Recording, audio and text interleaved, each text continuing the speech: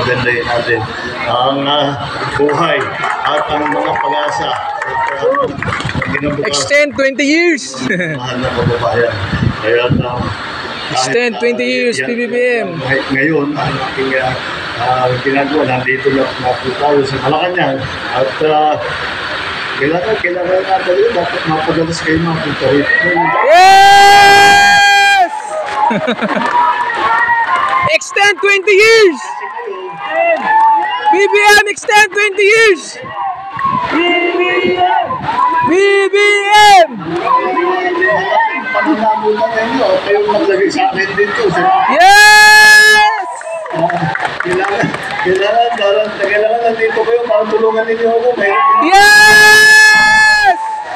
Prime Minister! Hindi, nararamdaman ko naman kayo kahit di tayo mag-isa doon nakikita.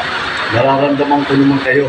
At nakikita ko naman kung anong ginagawa ng patuloy ang pinaglalaban, ang ikabubuti ng ating bansa, ang pinaglalaban, ang katotohanan, pinaglalaban, ang katarungan.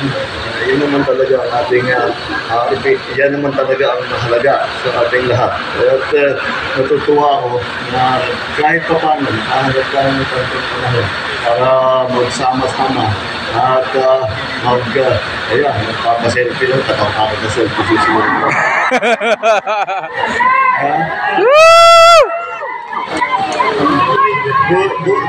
Buti naman, nagpa-makeup ako nung ako. Anyway, andito rin si Lisa. Yeah! First Lady Lisa! Ayan o, First Lady. Sabi na, hindi naman daw kayo nakikita. Kung hindi niya sa social media, kung hindi naman sa iba't ibang media, sabi niya, dapat sumama siya. Namilit siyang sumama para sabi ko, makita ko naman, makilala ko naman itong mga itong tumutulong sa atin. Kaya naman po kasi, Lisa, Renato Marcos.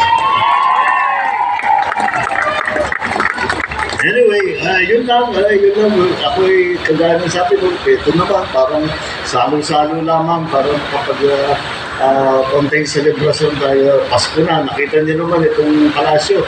Naka-ready na ito para sa mga kabataan. Pagsimbang gabi, binubuksan namin ang palasyo.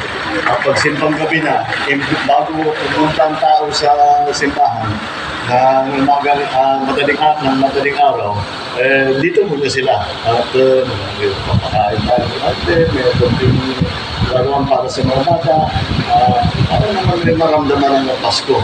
Kaya pagka